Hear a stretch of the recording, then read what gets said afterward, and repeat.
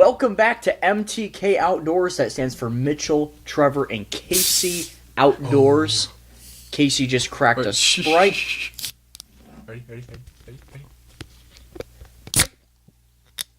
Oh, wow. Oh. I am Can you wait? Oh. Wait. Today's video is brought to you by Simms Premium Cuts, Snack Sticks, Turkey Sausage. Apologize. All right, let's get on to it. I'm choosing to not drink Sprite because I do not want to be dehydrated in any shape or form. It has Okay. low sodium right here. Right there, low sodium. Well, Siebes is run a half marathon after this, so he's got to stay hydrated with a lot of Wegmans spring water. hey, that's straight from Maine. No, it's from the spring. It All says right. it's from Rochester, New York, All actually. right, maybe that one's not from Bless Maine. me. Woof. It said Sprite. Okay, so Pours, that's what we have the mic for. That is true. on the MTK podcast today, we are going to Not be tomorrow. answering questions that we set up on the Instagram story. Casey put out an Insta story for MTK Outdoors, and it said, what do you guys want to get answered on the podcast? So we are taking this podcast right now to just answer these questions. We will mention who asked it because we know all these kids, and we will answer it the best that we can. We'll all chip in on each question just about, and let's get started. So our first question is from Annie Steigerwald. So let's see what she says. All right, well, I guess like the whole question doesn't show up on these. Okay. So, well, you'll get the gist. How do you know if a female deer is actually a female or just a baby male with no horns? Okay, well, first, Annie, deer don't have horns. Oh! They have antlers. Oh. There's a big difference there because horns are made out of mostly keratin, the same thing your fingernails are made out of, and that's what like a bull has. But antlers are made of bone. Elk, moose, anything in the deer family, those all are antlers. So, Casey, you want to start with the answering that question? How is it? Oh, well, usually you can tell male deer have a penis and testicles too. If you don't know that, but if you really get nice and close, that's up close. Yeah. But this season, this bow season, probably early bow season, I'm hunting, and two deer walk out, and from a distance, they look like small does, right? They get closer and closer, but what you can tell is on young deer, probably, what would you say, half year old? No, probably half a year. Half year to a year. Yeah. It's what you call a button buck. We're just two little mounds on top of their head. little just. And that's how stubs. you can tell it's a male. Because their antlers are starting to come in, but not all the way. From afar, if you're not exactly close enough to see that there's a little bone starting or something, you can tell very easily that a doe is going to have, in between her ears, her head is rounded if you're going to look at her. If she's looking at you, her head will be rounded. A buck, he has that very flat head because you know the antlers are about to come in, and their head is very flat. So you look at that deer, two deer stand next to each other, one has or both do not have antlers, but one's got that rounded head, clearly no antlers are going to come in, the other one's got that flat head, then that's a young buck. Or if you're seeing it in February or March, that buck had just shed. It doesn't have to be a young buck. They shed their antlers every year. Yeah. And in about, February or so. So, it could be that too. It could be a big buck that has shed. How about the prints? So, if you got a snow or maybe a mud, does A mud. those prints are kind of angled in towards each other. The two sides of the hoofs will be pointing to each other, but a buck will be more straighter, parallel with each other, wider. That's just another way, if you don't know. Mm-hmm. But yeah, that's probably one of the harder ways to determine, because sometimes it can be hard to determine whether a buck or a doe, Yeah. just judging from the prints. But once you get seasoned, probably it gets a little easier. But yeah, but those ways are obviously, the testicles are dead giveaway, Yeah. But And I love this question because this is very important because we need to know this in bow season and gun season. You know, we are not a group of hunters who wants to shoot young bucks. You know, if we take a doe for meat, we will do that. But, you know, we never, ever want to take young bucks because we'd like them to grow. Apologize. Right. That is not. Is that one of our deer? No, that's Wayne's upstairs. Yeah. So see, that's not a buck that was shot by one of the three of us. Now that, on the other hand, I got a European coming in pretty soon. The deer that I shot this year. It'll be replacing this one right here. This one is also from my grandpa. He's upstairs. But yeah, there you go. Mature deer. We love them. so I think we're ready for the next question. Okay, Nate Tester. Not gonna read that. Jack Finnegan. Biggest fish you've ever lost. This might take me a second to think about. I don't know the biggest fish that I ever lost, but I know a good story how I lost a fish. Let's hear it. Yeah. So Case was with me in this excursion, and we came from a long day of fishing a local creek. No action there, so we figured we might as well go catch some bluegills on some dry flies in a pond near my house. Ooh. And we're out there catching some bluegills. Love catching bluegills on dry flies and popping on it and stuff. And I hook up with probably, I don't know, 2 to 3 inch bluegill, really small. And I'm bringing it in, and I'm kind of playing it, acting like it's a giant. And all of a sudden, I see this big green flash, and then a white flash of its mouth opening, and it's a big old largemouth, and just engulfs the small bluegill. And it's still hooked to my 5-weight fly rod, and kind of just takes off in the middle of the pond. And this pond is not very big. It's probably, I don't know, 100 feet long and 50 feet wide. It's not very big at all, and it's more like a puddle, but there's some giants in it. Mm-hmm. And it gets it, and it just takes off and dives right in the weeds. And I try to get him out of there for 2-3 minutes, and I figured drastic measures. Yep. So let me get in the pond. So I have Case, hold on to my fly rod. I feel down the fly line. I can still feel him head shaking or his tail going, and he's deep in the weeds, and this pond really drops right off. So one or two steps in, and I'm up to my neck in water. Mm-hmm. And I'm feeling down the line, and I'm feeling them, and I get all the way down, and so my hand is just about by my feet, and my head is just barely above water, and I get him free out of the weeds, and he takes off, and he just pulls and pulls and pulls, and eventually this fly was a bluegill fly, so it was only about yay big, and the hook bent right out of his mouth, and he just pulled too hard, and I was stinky for the rest of the day because I'm covered in pond water. But it was he bent the hook right out, which that was a pretty good sized fish where he ate a big bluegill, and yeah, that was my fish losing story, I guess.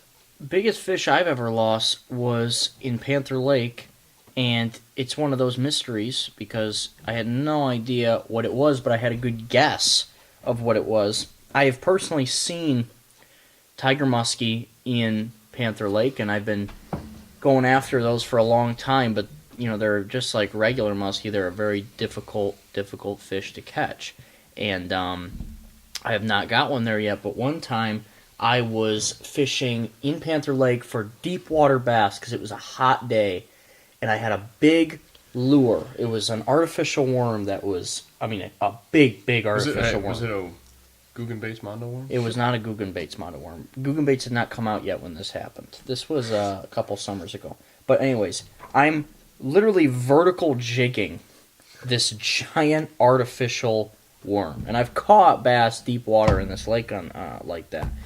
And I've just got maybe 15-pound regular fluorocarbon line or whatever. Spider wire. And, no, see, I didn't have braided line. If I did, this would have been different maybe.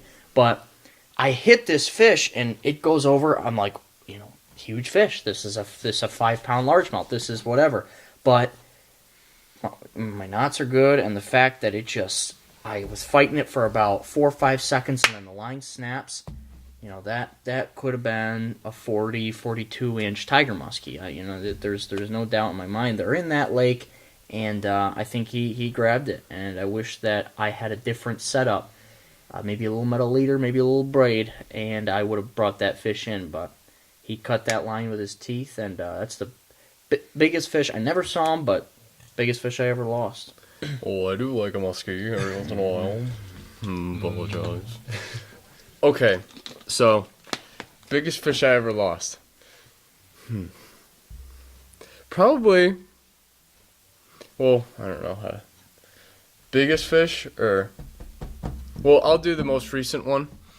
Fly fishing on a salmon river.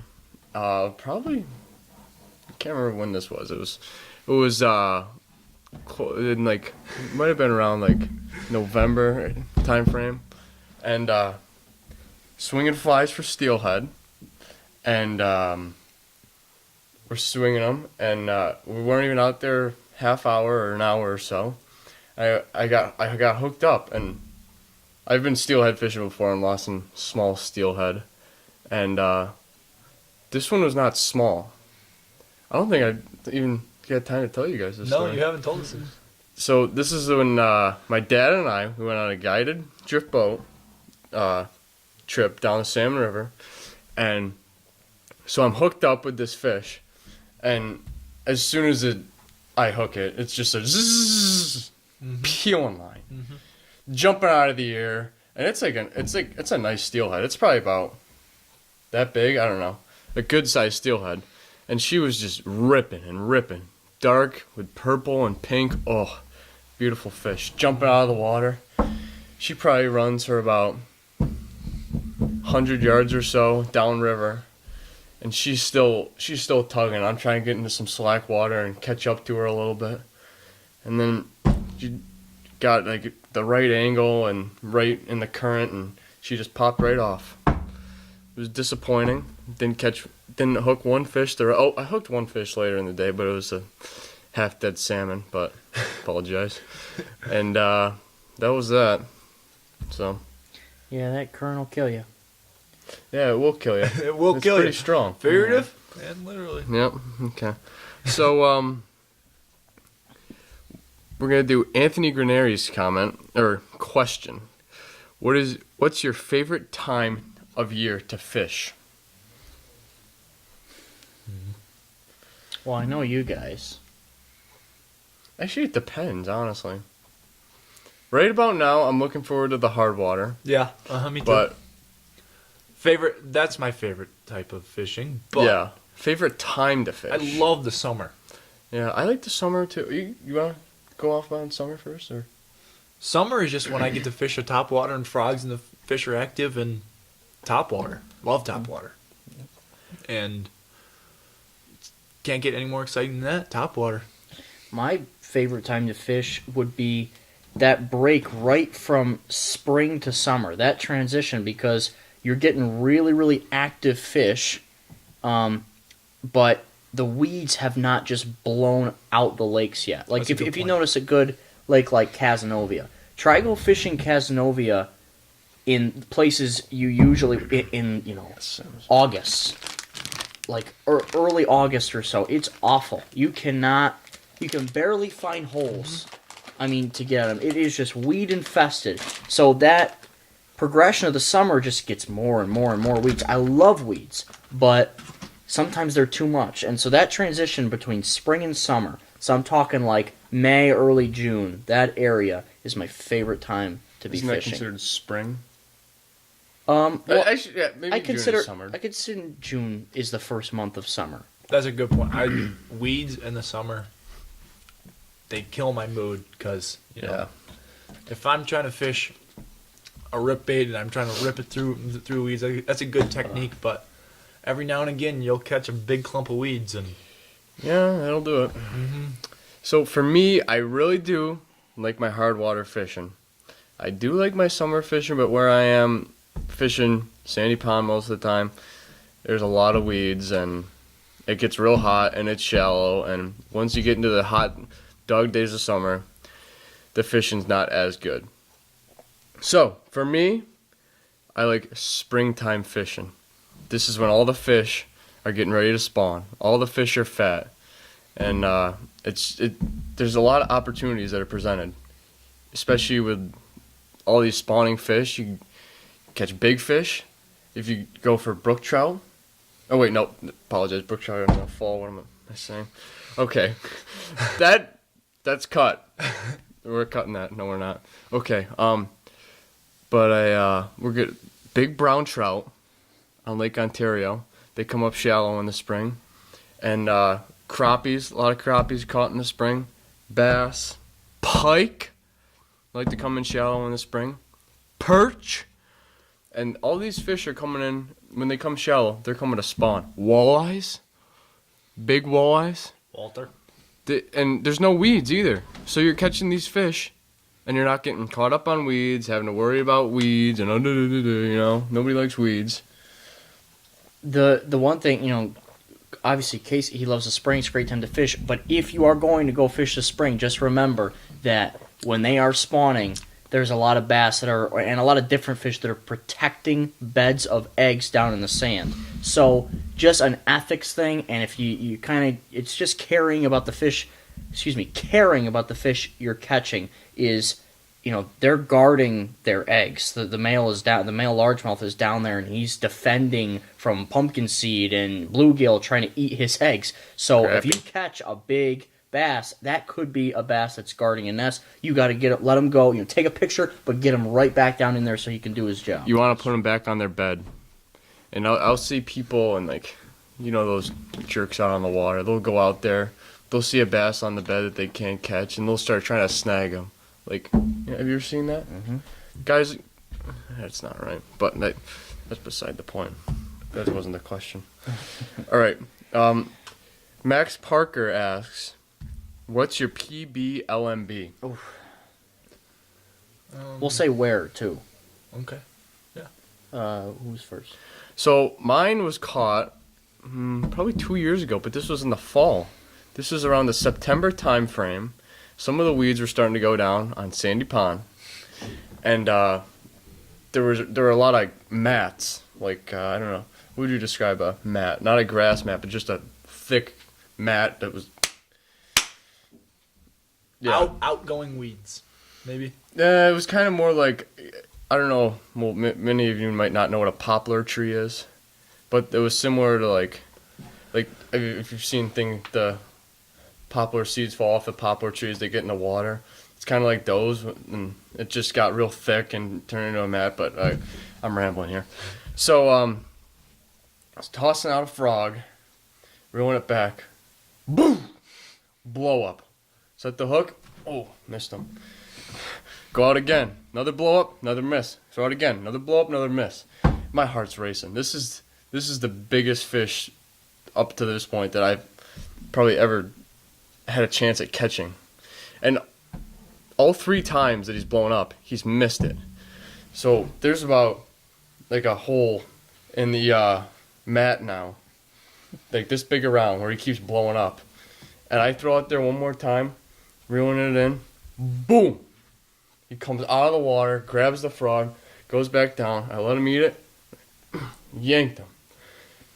Then, if you've caught like a big fish, I haven't got this feeling in a while, and you start like hyperventilating. You start shaking, like oh, get him in the boat, get him in the boat. Yeah, especially when like I got a hold of this fish, and I was like, so true. I was like, I had to get a good picture of him. Especially when there's a net involved, you're like, and this, I weighed him, and I think he was on the real sonar was 5'2", which is probably 6 pounds, like something ounces. I'm sorry. Okay, goodbye.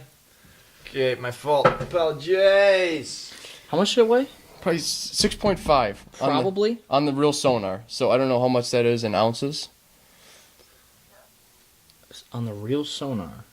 It's a scale, 6 pounds, 0.5. Oh. So 6 pounds, 6 ounces, about. Okay. So yeah, it was a big fish. Yeah. Mm-hmm. So, Kaz Lake, I'm in a kayak, chatterbait, Windy day. shallow water. Hey, before before this, he had a protein shake. Mm-hmm. One of the Fairlife proteins. Got him a lot of energy to get across that windy lake Yep. and catch a mondo. This day was like, I was so close to tipping over that kayak 6 or 7 times. It was so windy, the waves would hit me just right, and I'd almost go over. So in the midst of that, I'm casting a chatterbait in shallow water. Caught a 6-pound, 2-ounce bass, and I can tell you the exact date. I've got the picture right here. It was July 22nd at 4:50 p.m. So that was I had the weigh scale with me, and 6 pounds, 2 ounces, Kaz Lake chatterbait, windy day. So I don't know the exact weight of my largemouth, but I'll tell you where it came from and the exact date and the bait I caught it on. And You got the exact date? I do. And Oh, I got the exact date on mine if you want. so this was a summer day. I think it was back in. Oh, shut my phone all the way off, so I won't be getting the exact date. So, yeah, don't worry about it. I caught this fish on a Gary Yamamoto lipless crank, and right before that I caught a pike, literally consecutive casts. First cast pike, second cast PB LMB on a Gary Yamamoto lipless crank, and this fish was giant. It engulfed the lipless crank all the way in its mouth, and I would say it's probably either 4.5 to 5 pounds. We didn't have a scale on the boat, and it's my biggest. It's probably caught it 2 years ago in the summer. Ripping it through weeds, and thought I caught a log, and then it came up and surfaced, and it was a giant fish. So yeah. All right. So let's see what's up We're next. probably pushing the time a little, but Here, I can shut my phone all the way off. Can't check we the got time. we got time got for time. another question here. how long have we been going? We started. This is probably around 30 minutes right here. No, we're at like 20. Oh, okay. We probably have time for one more question here. Well, pick a good one. Zach Conley. I know. I'd say Zach Conley asks, "Why are you guys so cute?" I don't know. It just comes natural for us, Kinda. you know. Yeah, that's all I can say. I Which like one? Mike Mason's question. Yeah, Mike Mason. Hold on. Let me just look at. Yeah, that's. I thought we were gonna answer Mike Mason's. Well, I was question. just looking if there was any better ones. That is rude. Can you apologize to Mike Mason real quick?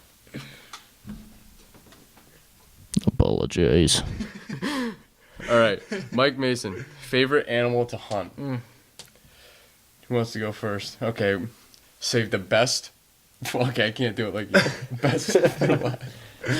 I mean, I assume I know what you guys are gonna say, but What? Porge, you go first. How about the gobbler? I love spring turkey. Although deer is fun, turkey is just a whole nother realm, I'd say, because It's interactive. hold on, let's wait. Go ahead and get your turkey stick. There you go. Ripped 1.5 over here. Okay, beautiful. Okay, so it's a whole nother realm, and it's little ASMR going, and interactive.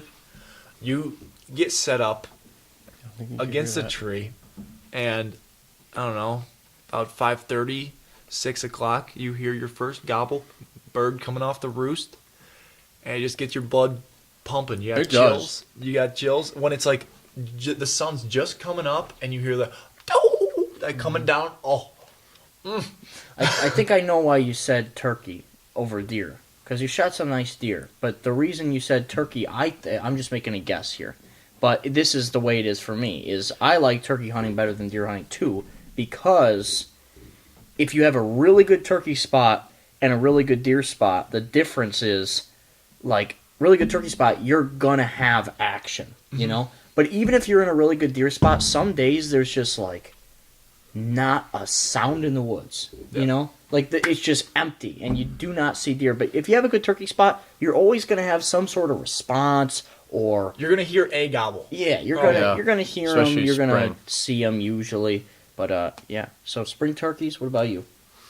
You know, I haven't really been able to get out for turkeys as much in the last couple of years. Oh, second day I ever hunted turkeys, I shot one, so that was good.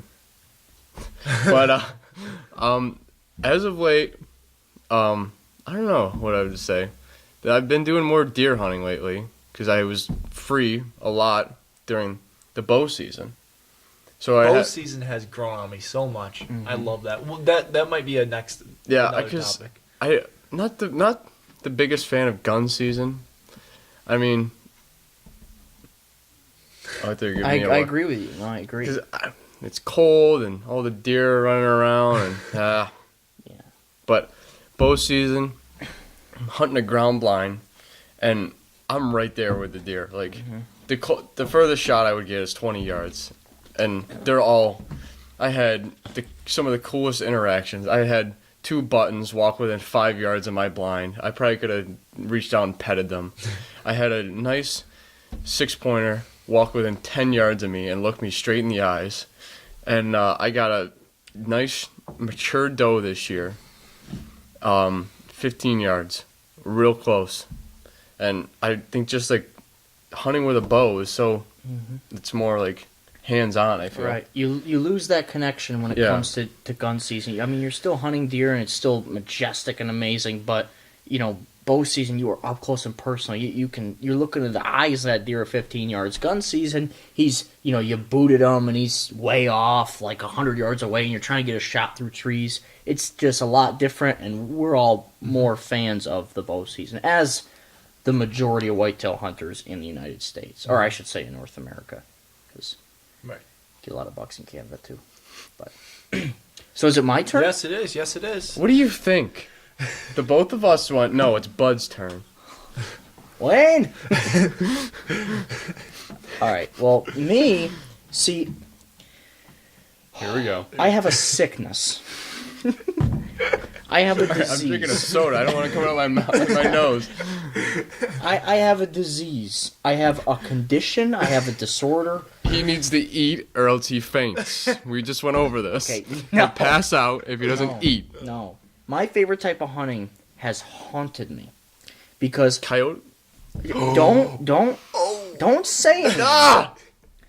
I have had, okay, I'll just say it, predator hunting. So that includes, in New York, that's your gray fox, your red fox, and your coyotes. Mostly coyotes. I mostly coyote hunt and then calling a fox by accident. But And missed the fox. all right, let me tell you something. Number 22. Let me tell you something about coyotes and fox. I have had the most terrible experiences. So much fun. Like, I love predator hunting. I just love how, instead of deer hunting where it's like, okay, I'm going to sit 3 hours in a stand and maybe one will come by.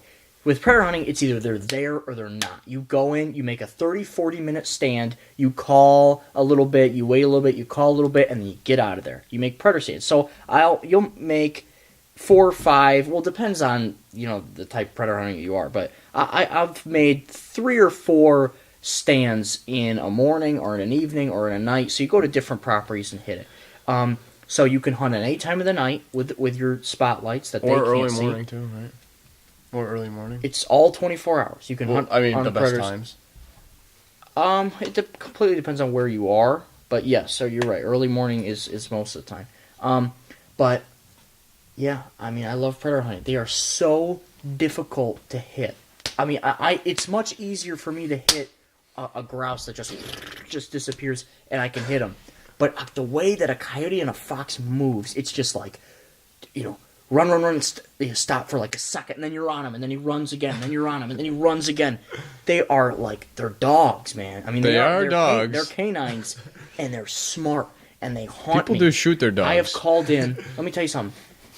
I have called in. Let's see, 4 coyotes, and I've called in a red fox and a gray fox, and never been able to execute correctly and put those animals on the ground. They are so hard.